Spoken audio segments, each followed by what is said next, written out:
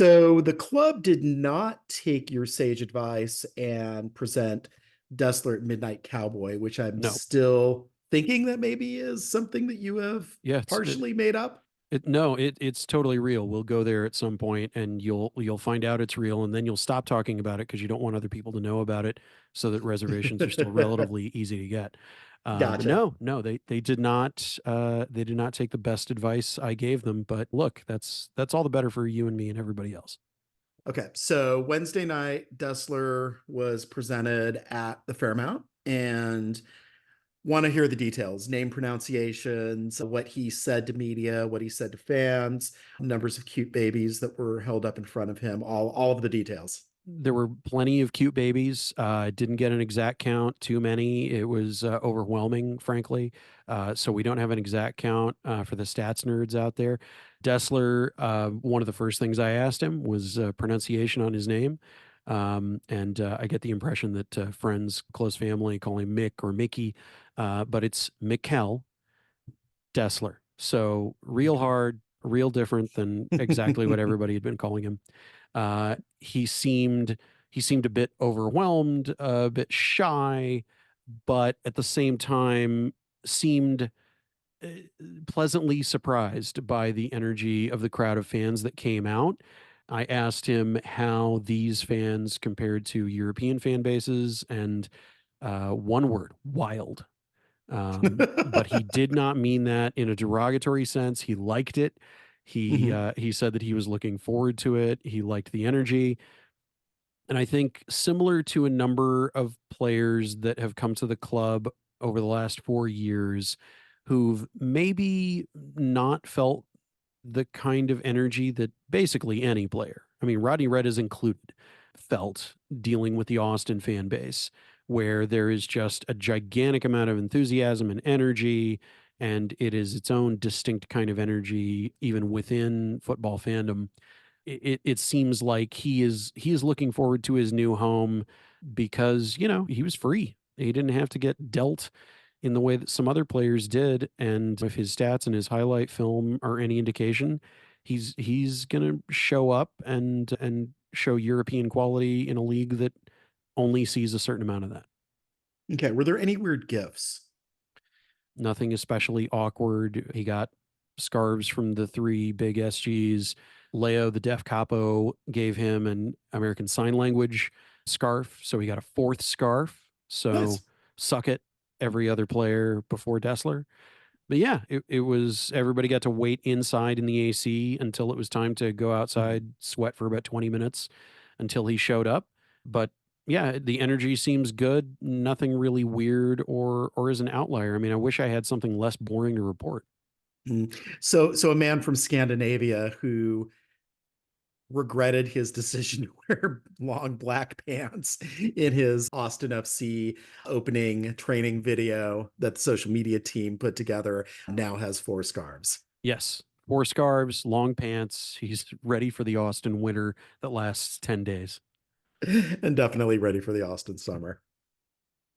Yeah, he's ready to sweat. He's making sure that people don't think that the temperature is going to put him off. Mhm. So he's ready to sweat, but he's not necessarily ready to then sweat. Oh boy. First Ben Sweat dad joke. That's a moment in emergency podcast history. Emergency podcast. Better did a thing, so we gotta talk about it. Emergency podcast. It's an emergency. Emergency podcast. Shut up, hell yeah, shut up, hell yeah, shut up. Emergency podcast. It's an emergency.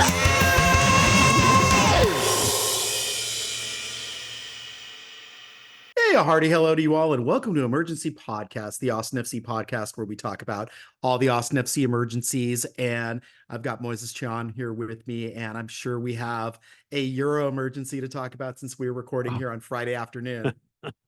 Oh, Phil, the Euro emergency is we're both just our hearts are rent in twain Cristiano tell? Ronaldo has played his final Euros match, and it's all thanks to Joao Felix. Oh no, Phil, we're miserable about this news. We are We're heartbroken. apoplectic. We're inconsolable, really, if I'm honest. Yeah, there's a lesson here. Kids, don't do the stutter Just don't step do run 'em. up thing.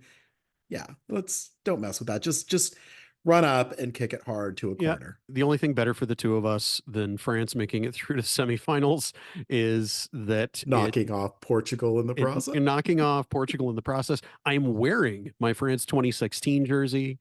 I feel like we've cast off the vibes of Portugal Mhm. winning that final 8 years ago.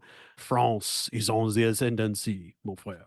Yes, unfortunately, you can bet legally on sports in Louisiana. Oh, And I tied some things together. You have to, if you are betting on the outcome of a win, it's not, oh, they won in penalty kicks, they won. They have to win within the 90. So I had some parlays that were looking pretty good getting into this France-Portugal game. And the 0-0 result into PKs kind of ruined all of that. But well, I did not bet the house. I bet the the backyard. sum You of bet a the backyard on it. I didn't even bet the backyard. Okay. I bet like a thing of lawn bags for the backyard essentially. So not great damage happening here. So, but yes, Portugal out, Cristiano Ronaldo out, crying, everything from our end. Very, very happy on that front.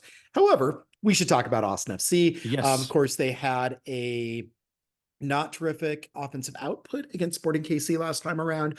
Hopefully they will rectify that. They are at home playing NYCFC as you are getting this on Saturday. Of course, it will be tonight. It is my mom's 80th birthday. I am in New Orleans. I am, as you can kind of tell by what I alluded to. So I will not be in the stadium tonight, or you will though. And Yes, indeed. just kind of want to get your thoughts on, again, Diego Rubio out with bad behavior suspension, as we were kind of expecting. Yazi Zardes is, of course, the only available real striker. We don't necessarily expect that Sebastian Pino is going to be pulled up from Verdos ranks because he didn't practice, even though 6 Austin FC players did on Wednesday when we got to talk to Josh Wolf.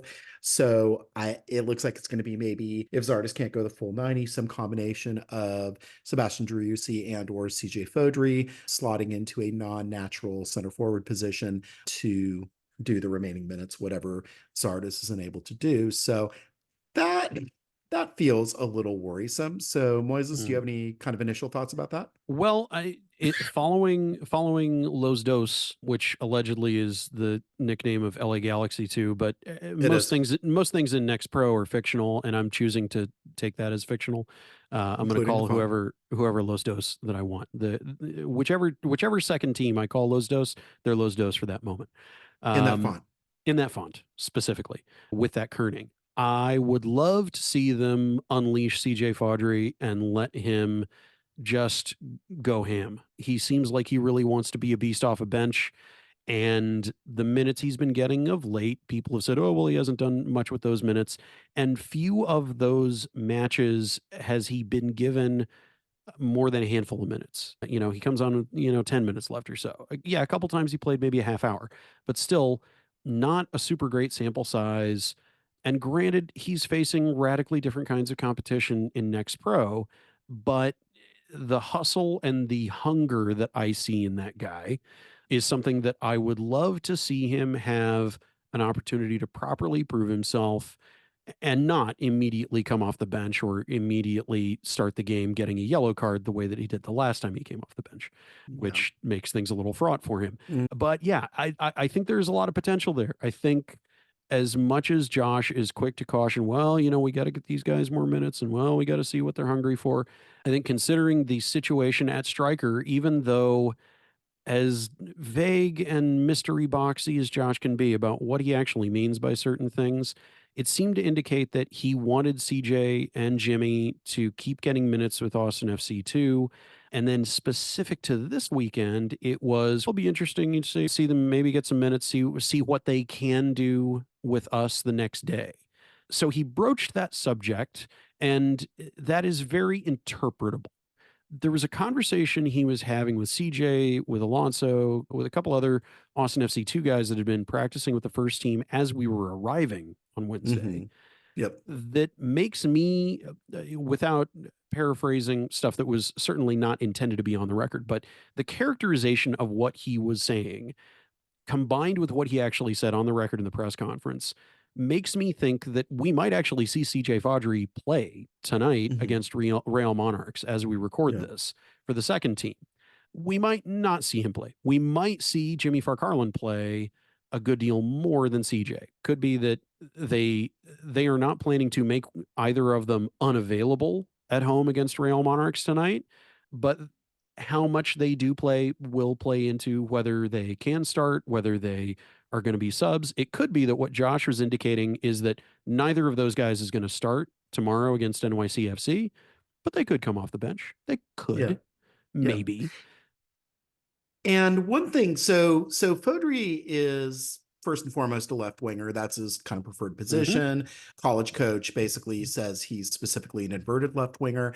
But I am curious if he does get on. I mean, obviously, I think one of the kind of big struggles for him on the MLS level is just kind of on the defensive end, that he's dealing with kind of much more accomplished wingers maybe than he has kind of at any level before. But if you just tell him to go and kind of wreck shop up front, and he doesn't have to worry necessarily about the defensive assignments quite as much, even though, obviously Austin FC defends as 11, as we have been told by Josh Wolf a lot of times. But I do think that there is a possibility that if he is freed up a little bit, I mean, again, real good center backs at NYCFC, really good goalie in the form of Matt Freeze, who is kind of in the same mold as Stuver in terms of really good shot stopper and somebody who definitely should be on the all-star team instead of Hugo Lloris and Roman Berkey, or Hugo Lloris and Roman Berkey, because name recognition, they have that. European talents, they certainly have that. The numbers this year, they do not have that, right? So I'm kind of curious, yeah, if you give Fodry kind of maybe 15, 20 minutes at the end of the game, if it's something where it's fairly tight and Austin's got, let's say hypothetically, a chance to break, like, let's say a 1-1 deadlock and go ahead, maybe Fodry unlocks something there. Kind of curious to Yeah. see what's going to happen there. But I do kind of worry a little bit. I mean, one of the kind of most eyebrow raising things I think that we had heard on Wednesday was Wolf assuredly saying that, yeah, Yazi's got a good motor. He will be able to go 90 barring injury. I am not sure that this is the case. I mean, I know that you have been maybe a little bit more kind of overall positive about Zardes than I have this year, Yeah. but I do wonder about his ability to do that, kind of given what we've seen of him. I mean, yeah, I mean, he is in good condition, but again, in terms of being able to keep up, being able to be effective at that level for an extended period in the second half, I really do have concerns Hmm. about his ability to do that. And again, just he's being paid $1 million and still has not scored a goal yet this season. That Yeah. also concerns me. Yeah, I think based on what we have seen about his ability to perform in terms of durability and so on, if he is going the full 90, which we have seen this season, we Mhm. are looking at the falsest of nine situations. Mhm. He is not hitting that verticality.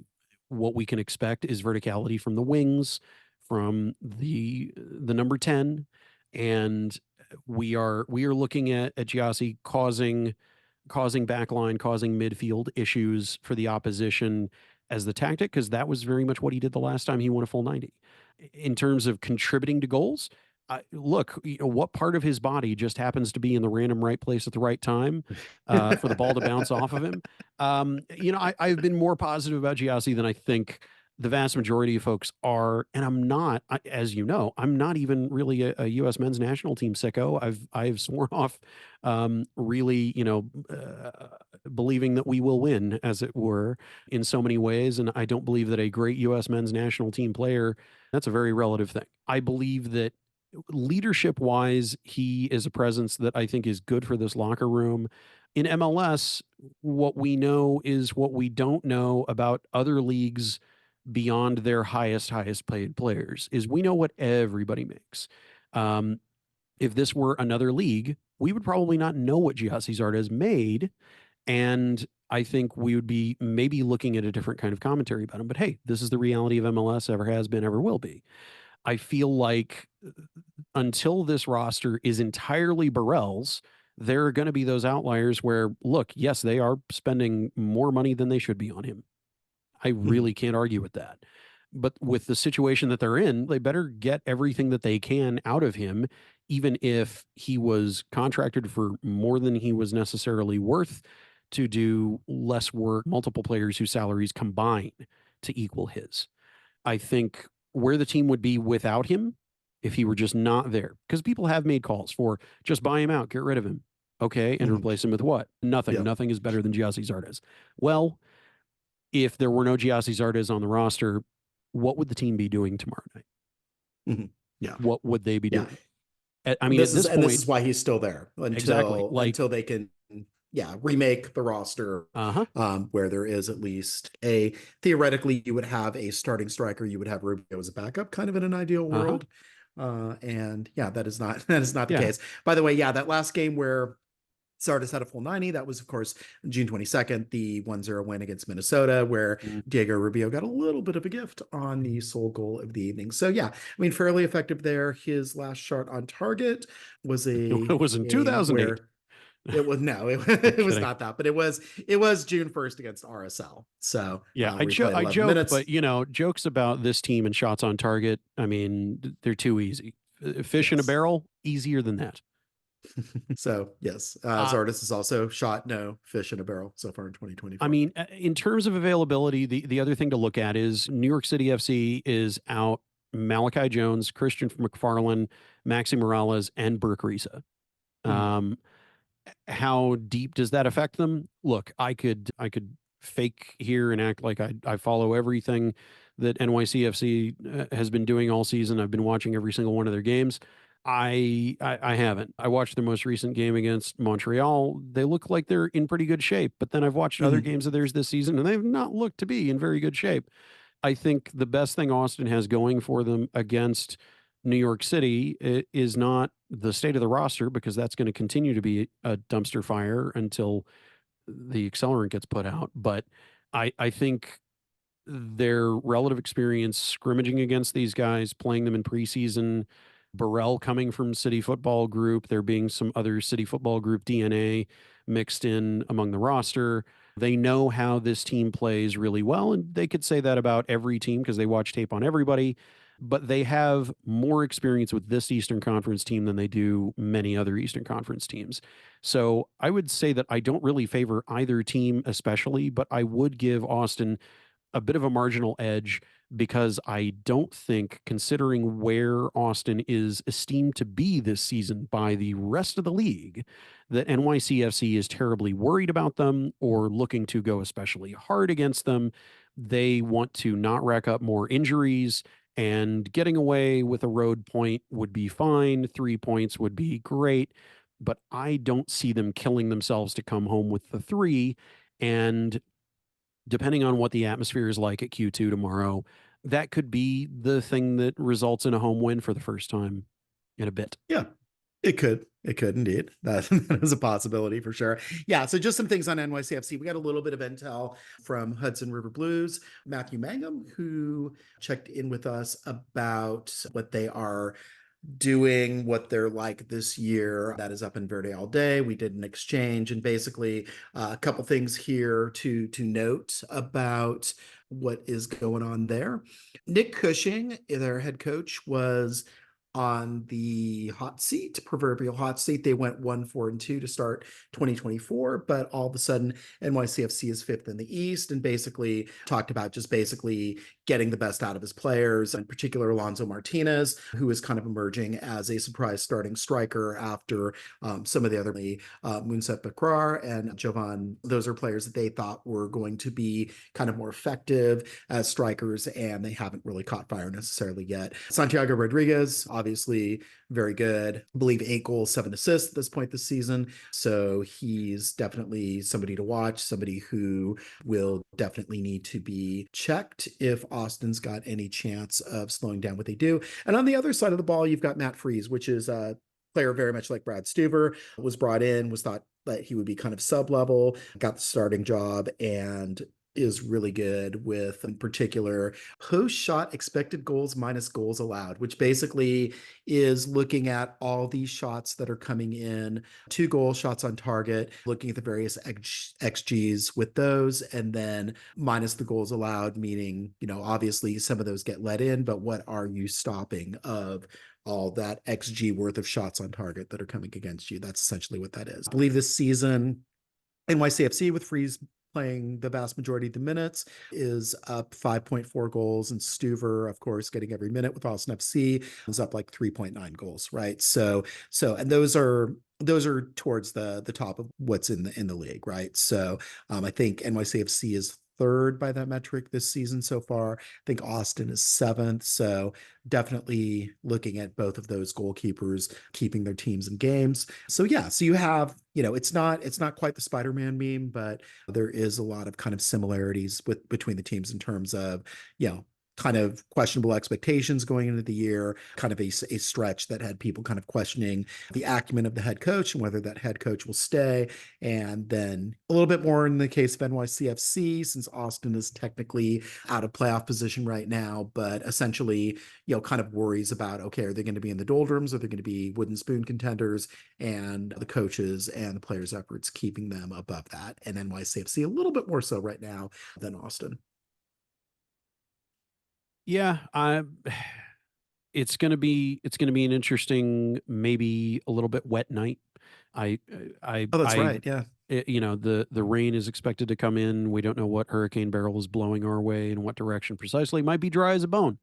Either way, the thing that doesn't show up on any stat sheet is NYCFC is used to playing on a baseball field, and you never know what happens when you put them on an actual soccer pitch. Just saying, Right. crazy things Yeah. happen. Yep. They do have that kind of built-in advantage. Actually, they play on 2 different soccer fields from time to time, either Oh, Yankee true. Stadium or City Field. Yeah. And both of them are leaving them with pretty weirdly configured actual soccer fields when they do Uh-huh. play at home. So Yep. yeah. So, Q2 Stadium, nice The normal rolling soccer hills of field. NYCFC.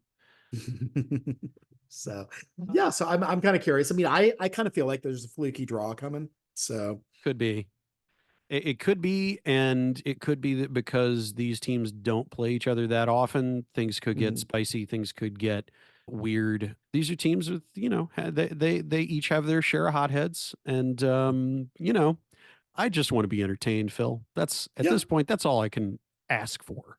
Really. that's what we all want, especially after last week. I don't want to talk about it, but we have to. That's the real emergency, is that we do have to talk about life after SKC. Also, Portugal lost. Also, poor Portugal. No, I don't feel anything negative about Portugal losing. So that Kansas City game, that was an experience. Yeah, so Austin's now had 13 of 21 games in which they have not managed to hit the 3 shots on target mark, which is a shot on target every half hour in the course of a match. So that to me seems concerning. I mean, we did talk to Wolf about it a little bit. Again, he's talking about execution.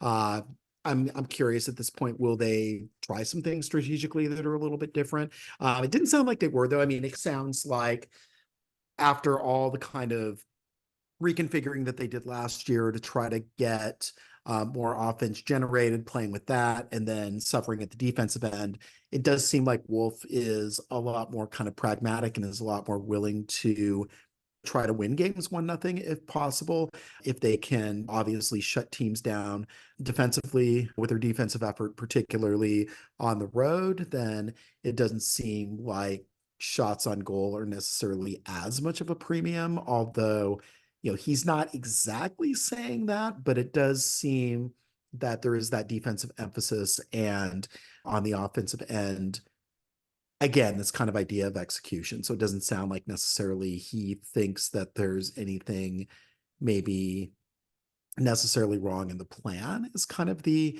implication. And again, that gets to the whole accountability thing. So just curious what you think about that. Just again, this kind of idea of is this the fault of Wolf not necessarily having a good kind of strategic plan to move the ball forward, to get balls into the final third, to have really meaningful chances happening? Because in that KC game, we had like a really nice sequence in the 15th minute. And at that point in the game, I'm thinking, oh, this looks encouraging. If they can put together a few Yeah. more of these here in the first half, that might turn into a goal. And that's about the only time they did that in the game.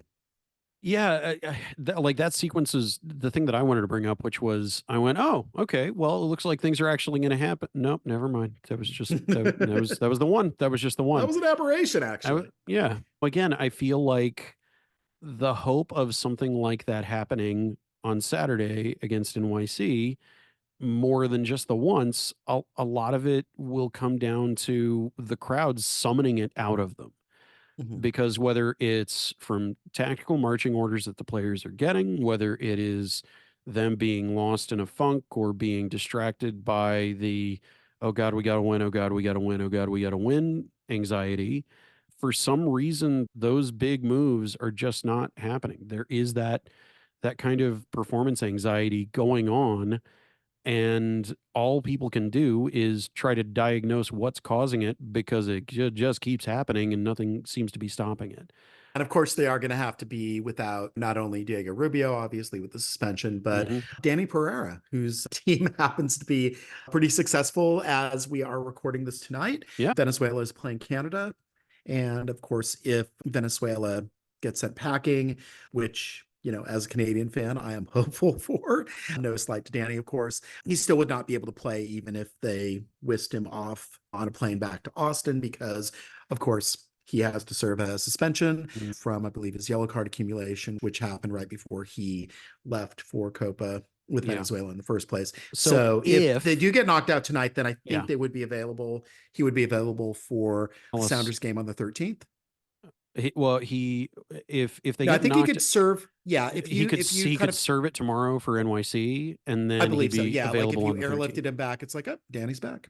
So, okay. And then like he serves that and then he's back the 13th for Seattle. But kind of the point here is, though, that you've got Rubio out, you've got Pereira out. Those are two of the most consistent offensive creators on this team.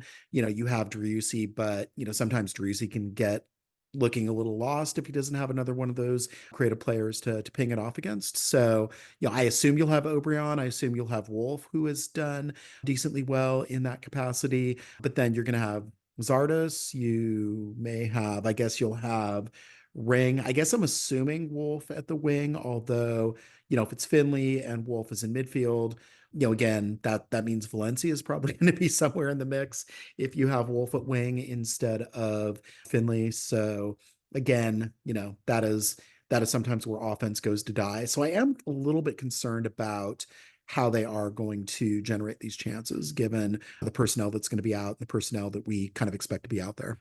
I mean, what I am honestly hoping for is Rodolfo Burrell, having come from Citigroup at NYCFC in the past, under Claudio Reyna of all people, I would love to be surprised by a completely unconventional change in tactics. I don't think I'm going to see that, but I would love it.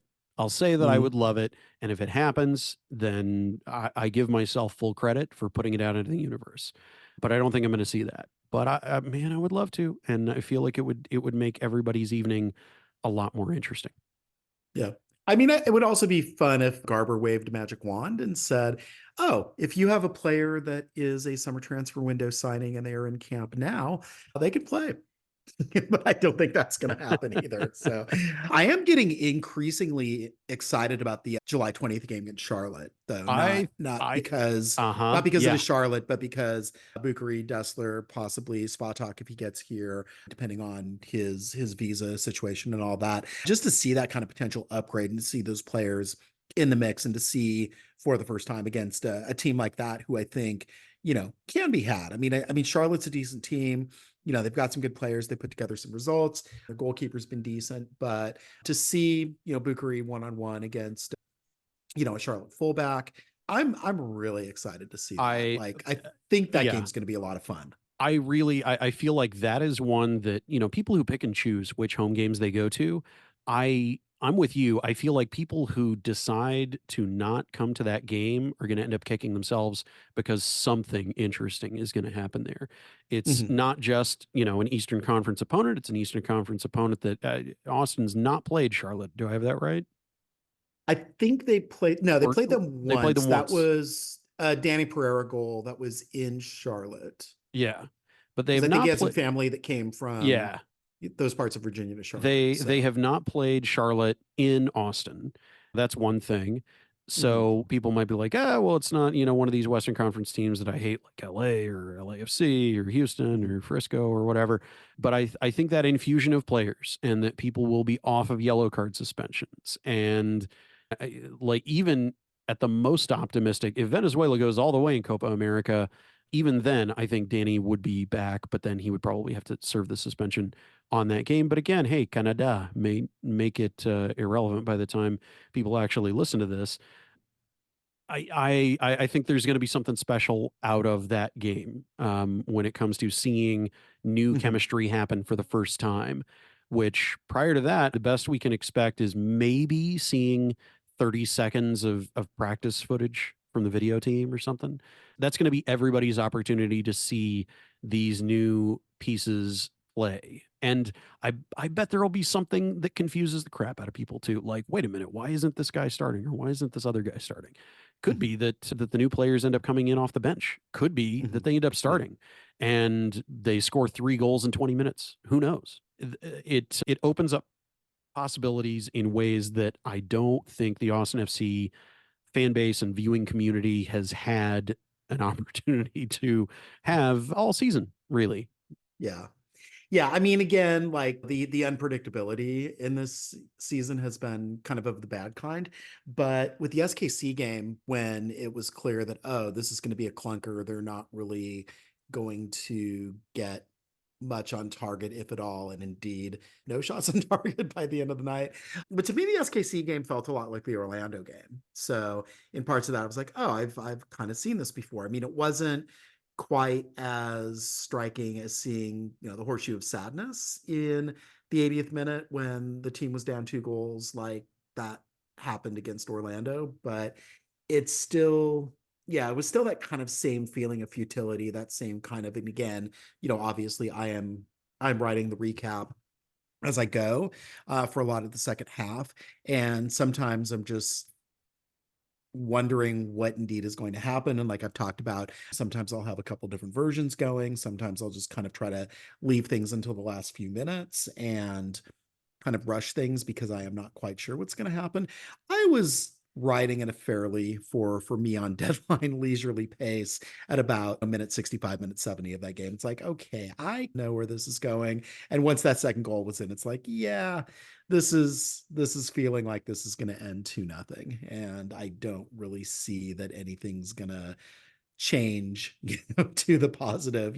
There's no Bucari coming on, at this point to kind of transform things in the last 15-20 minutes. So I was disappointed clearly in that loss. I mean, not so much just that it's a road loss and it's a gettable 3 points, but just it was very lackluster. And just to not have that kind of sense of, oh, anything can happen in the last 20 minutes of a game, that's kind of disappointing. Because again, that's a lot of the appeal of soccer, is that you in a lot of cases don't have these necessarily, sort of insurmountable leads, right? So it is conceivable, if you have electric players, that even a 2-0 lead in the last 20 minutes is something that can be dealt with. And all it takes is one goal, and there's a lot of, hope that can be infused into a game.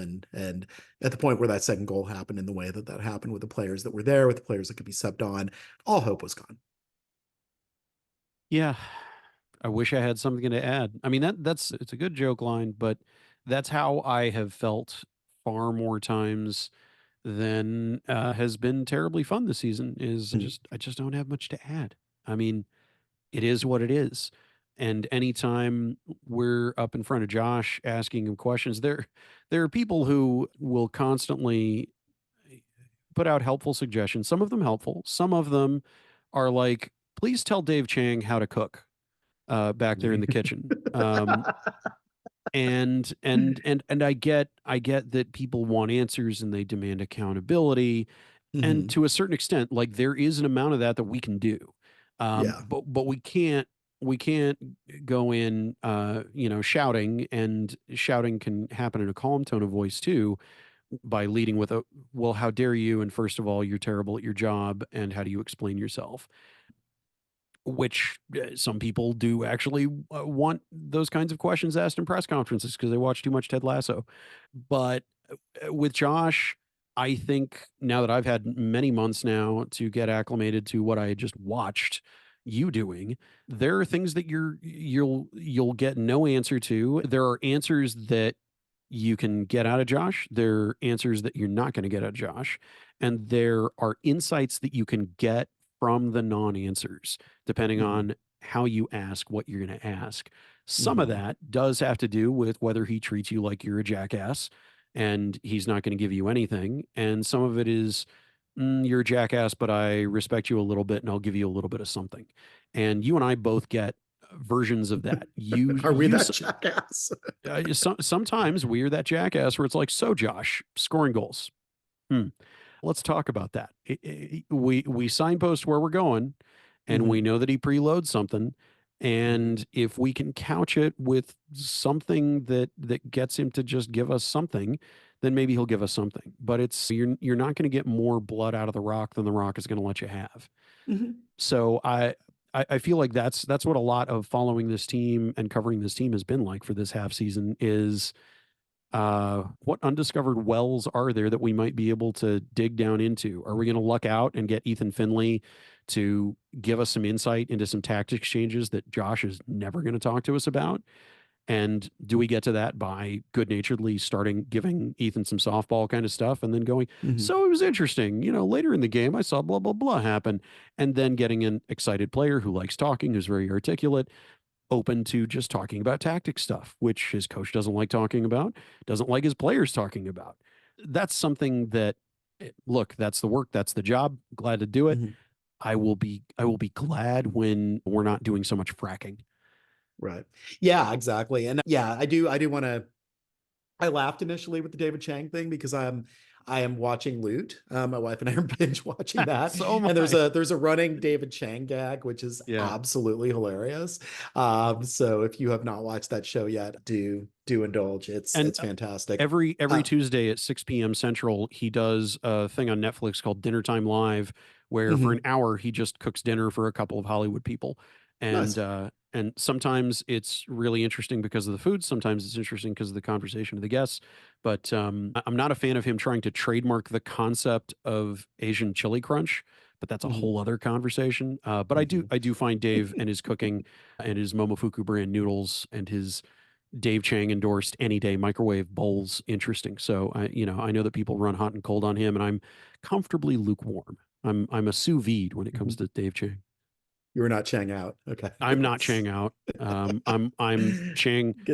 Chang needs to learn some lessons. Chang needs to be reproached a little bit. But okay. Not Hard steer back into soccer. Yeah, John Gallagher had some interesting things actually to say on Wednesday. I haven't quite gotten to work that into a article yet, but was just kind of asking him a little bit about fullbacks and kind of what they're doing. And he talks about, in some games, yes, that he does have some license to go forward, but in other games, he's instructed to stay back and stay home and all that. And again, I think that's been something I think when you saw kind of like the better moments of 22 and even early into 23 before, I guess the whole center back crisis started the very first game. Yeah, it did. The opener was not outstanding, but again, you did get kind of enough out of Gallagher to where he did make it to the All-Star games. So, you kind of saw some wisdom in what they were doing in terms of, but I think we kind of saw it more in 22 where obviously the team was offensively firing on all cylinders. And I think a lot of that had to do with just kind of fullbacks as fulcrums and kind of how they were playing. And it sounds like, maybe there's some willingness in certain games and certain game situations to do that, but it does seem like it is really kind of situational. And if Wolf perceives that a team is too dangerous offensively, then the fullbacks are going to stay home and they're not going to get adventurous, and you're not really going to get much kind of push there in terms of getting the ball to go the other way, right? That it's much more about let's kind of control things in our half and then sort of see what happens, right? And that's been, yeah, I mean, again, that's kind of, tactically, if that's what's happening and it's more conservative, I mean, that's fine. But, again, if you do not put shots on target, you can't score goals. And if you can't score goals, you can't do anything more than a 0-0 draw. Yeah, I think the more we get to talk to Gallagher, which we may be talking to Gallagher and Finley and Stuver a bit more often now that they've had some a departure in their comms department, and they're getting replacements up to speed who can translate readily for the Spanish speaking players. Yeah. And I'm fully fluent, so it doesn't really bother me so much. But I find that we get a different kind of insight from Gallagher and Finley in particular. We get those kinds of hard tactics things, less of the emotional, spiritual, philosophical stuff that is more typical of the South American players. Yeah, Stuver will do that too in the right moments. Stuver gives you a nice marbled, Wagyu beef mix of things. Now I'm on cooking metaphors, so you're just gonna have to put up with it. I'm getting hungry now. Something does come to mind though that Josh brought up that fits into those kind of the cracks and the edges of stuff, where right at the end, because we had this established narrative of talking to him about the Euro games and the Copa America games, I asked him what he thought of the U.S. Uruguay game. Oh yeah, No reason. I just want he used to play for the U.S. team. I'm just a simple country reporter, sir, Mr. Wolf, out here from the boonies. I just wanted to know, sir, what did you think? And his answer, oh boy. His answer, boy, was that a very Telling. milquetoast, telling kind of thing of, well, in all this talk of me getting fired, boy, I think my mentor's getting fired. It sure felt like, well, they sure did play the game that they played. Thanks, Josh. Thanks for the thrilling insight.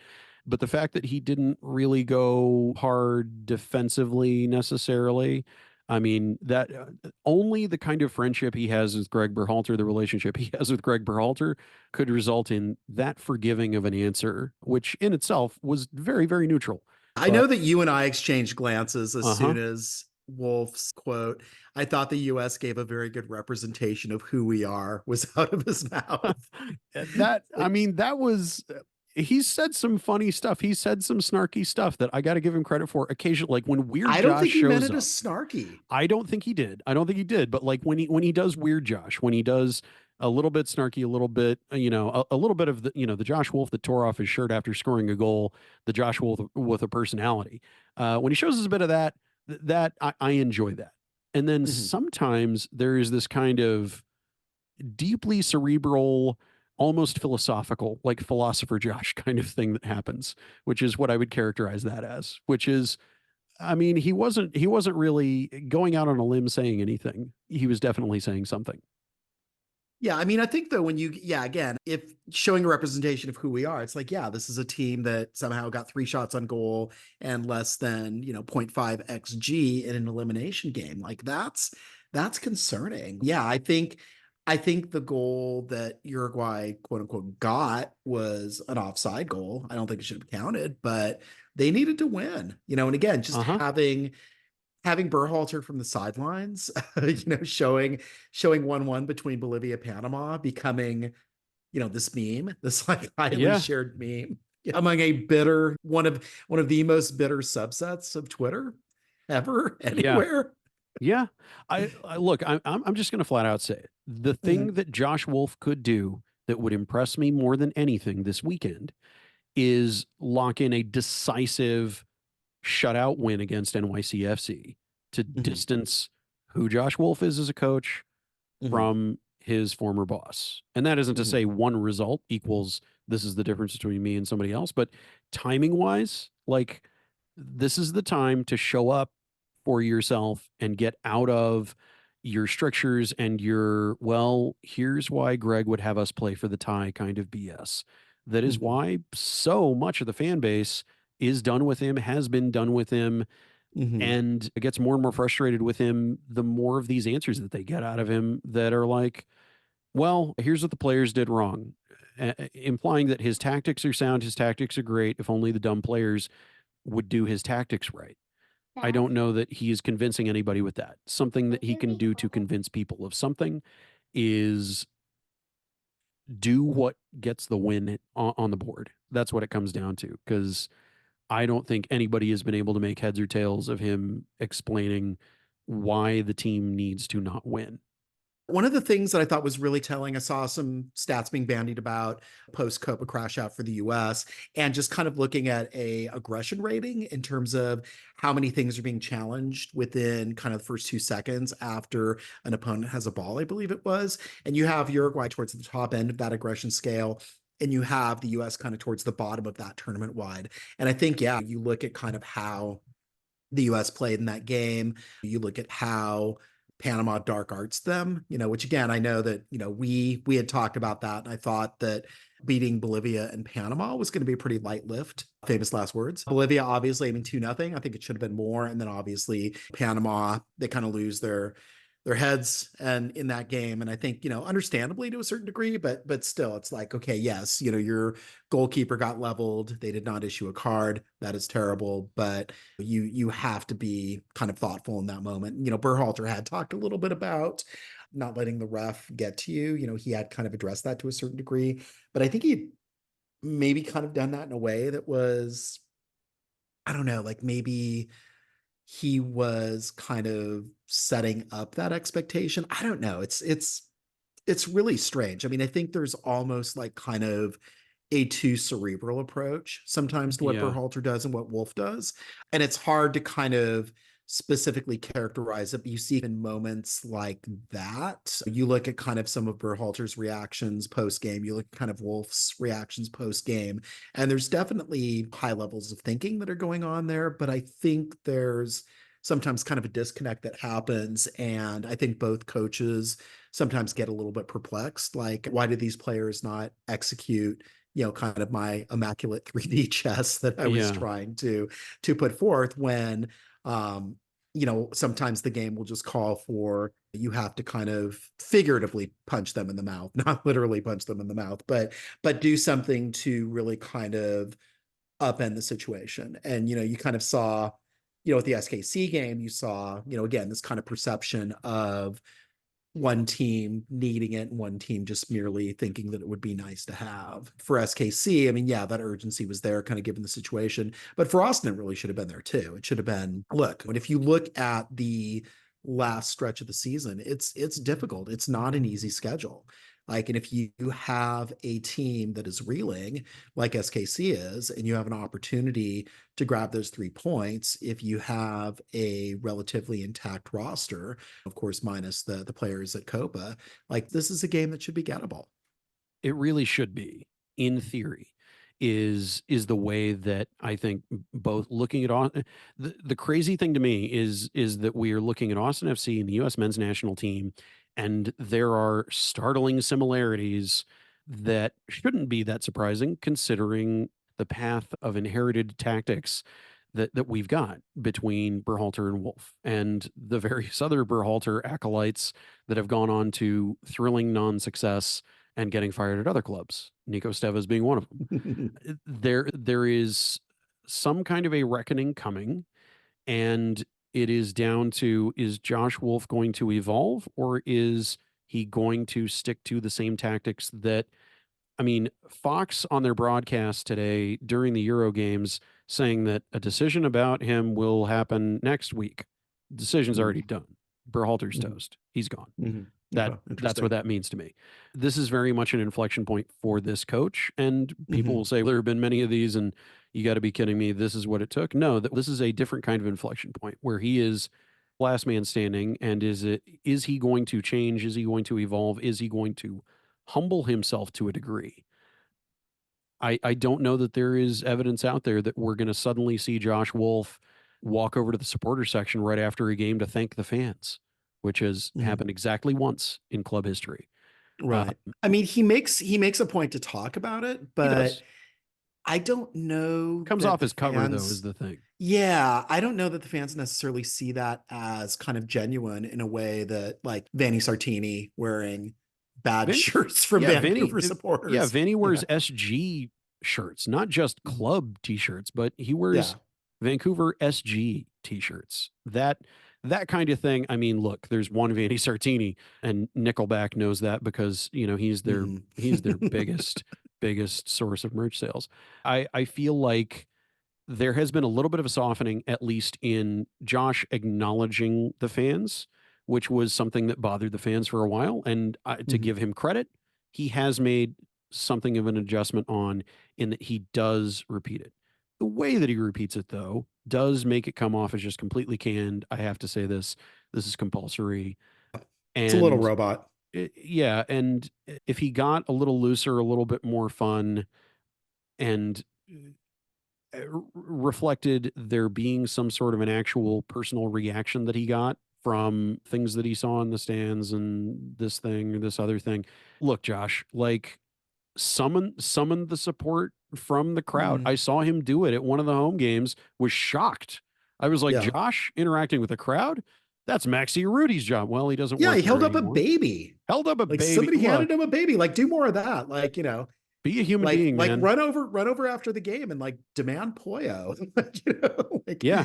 do a little running around with Pollo after a home win. Yeah, We've seen fun Josh Wolf at press conferences. He's not a total robot. He's not bereft of emotion. It's just that there's a kind of canned and packaged approach to some of the things that he says because he's checking boxes. He knows he has to do that, but he does have the capability of being genuine and letting loose. But it again, it's kind of the same thing with Berhalter. It's like it's almost this overly cerebral approach. I mean, like Vanni Sartini, like we talked about, he's obviously a very, very smart coach, but he's also naturally kind of gut reaction at points. Like he'll be earthy. He'll do like some questionable things from time to time, but I think it makes him endearing, and not every coach is like that necessarily. I mean, I think Josh is kind of buttoned up in a lot of respects, but there is, yeah, again, yeah, it's been one of the weirdest, like kind of Rubik's cubes in this whole time of following the team. Is just, which Josh are you going to get? And is he going to, yeah, again, like you were talking about, the person who would score a goal and go shirtless into the crowd, is that person, lost to maturity and coaching and responsibility, or is that person still in there? Yeah, I think a piece of it is there's Josh and what he does to recognize the supporters, and then there's the players. The number one thing that I think Driussi could do as captain to really more directly engage the deep heart of the fans is, in his position as leader of the team, bring as many of the players as he can get right over to the south end right after the game. Win or loss or draw, doesn't matter. And give them some love by their presence. 15 seconds. Doesn't take a minute, and then you can double back and meet up with your family. But you can still do all that. But give yourself that opportunity to soak in the love of these people that, man, the fans keep showing up the way that they do, even after this run of form this season and the back chunk of last season and throughout last season. I think that for fear of what fan bases are like in other countries, maybe, that it will somehow be a negative for them. And I think it is something that they've just got to do. They just got to do it the one time. Stuver does it every time.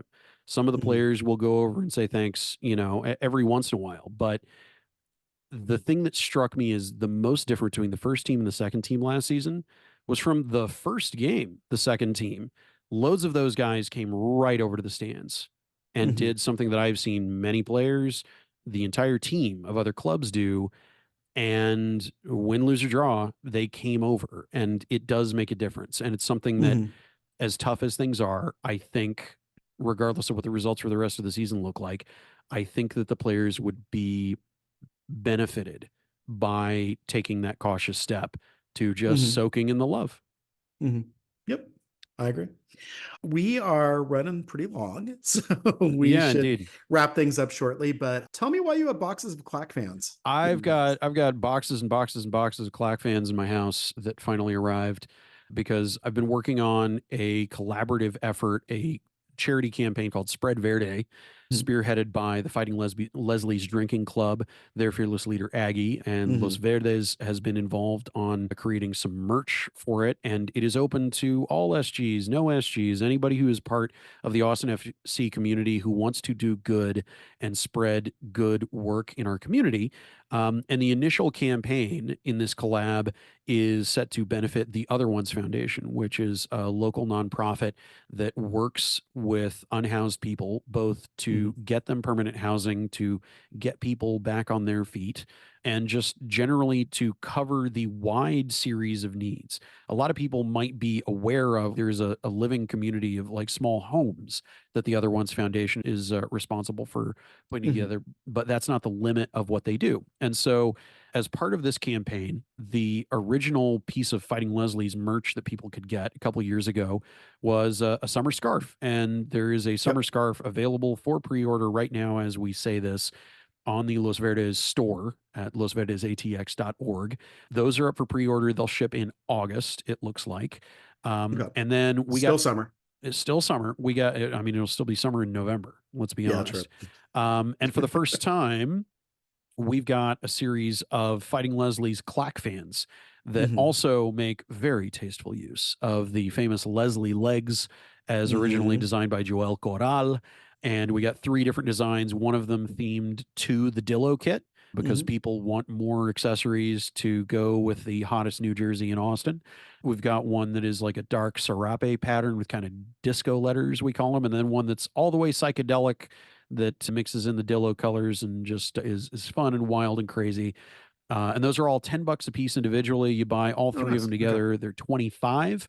And we're going to have folks set up at Hop Squad before the game against NYCFC and probably for a couple weeks after, and then other ways to, you know, buy them from pop-ups. We'll have people who just have a few, and you just pull out your phone and Venmo the money to the Fighting Leslie's and get your clack fan and have another way to cool off in a stadium where it is tough to get a water refill at various times. So I was going to say clack fans also good for summer. Yes, very much so. Nice. Well, that's awesome. That's good. Well, that will be available starting this Saturday. So you can pregame over at Hop Squad, get your clack fan yourself as you're walking to the stadium. If it rains on you, then you can hold it over your head and shield yourself from raindrops that way. So lots of different uses for that. That's awesome. That's great. Yeah. And I mean, it sounds like the other ones are doing good work. And of course, Fighting Leslie's awesome group. Love what Aggie's doing. That's all fantastic. Those are all things that I enjoy. Checks the boxes for me. That's fantastic. Yeah. So that brings us to the end, I think, of another emergency podcast. We might have one special guest. Hey, Emmy. Come on. No, not yet. We're trying to wind down our podcast recording here. So you wanna talk to the people? Hello? Yeah, we're recording. So okay. Do you wanna I have a question. You have a question. Is it a Austin FC question? No. Okay, what's the question? I feel like I'm gonna get embarrassed by this. Okay. Nothing to be embarrassed about, as your dad can attest. Embarrassing himself frequently. Make sure to subscribe to The Legend of Alibi. What? Oh, okay. That was Emmy plugging her YouTube channel, The Legend of Ella, which her and her cousin do. This is somebody who learned to say like and subscribe as a 3-year-old. You got to mash that bell. Absolutely. That should also remind us that, we'll go ahead and talk about also subscribing, of course, to Verde All Day. If you've not done that, Moises will be covering the game tonight because I am in New Orleans, but that is where all of the work that we do goes in. We'll probably get something from Moises also about the fans in this campaign and all that as well, because we do like to cover things that the fans are doing from time to time. But of course, just kind of all the regular game coverage, post-game, pre-game analysis sometimes during the week when situations warrant. We'll go to loud, hot nightclubs in the middle of the afternoon when the situations call for it and do all the things necessary to bring you all the Austin FC news that you crave and then some. Anything else before we get out of here? No, I'm a fan of the porch of a hotel thing because it ended with me getting a really great whiskey sour. So, I mean, it was a great use of a Wednesday night for me. Good. Nice. All right. We are going to take off then. And then obviously next week we will be back to talk a little bit more about my boyhood club, the Seattle Sounders, and that match, and then see if we have more things to worry about regarding the offense and Josh Wolf and everything else that we are chronically worried about this season. Will it be locker room chaos versus roster chaos? Or will it just be regular old chaos? Who knows? Remains to be seen, but we will let you know next week what it is. And Portugal lost. France! Where's Phil? He usually starts this off. He's teaching in San Antonio today. Colby, go ahead and start us off.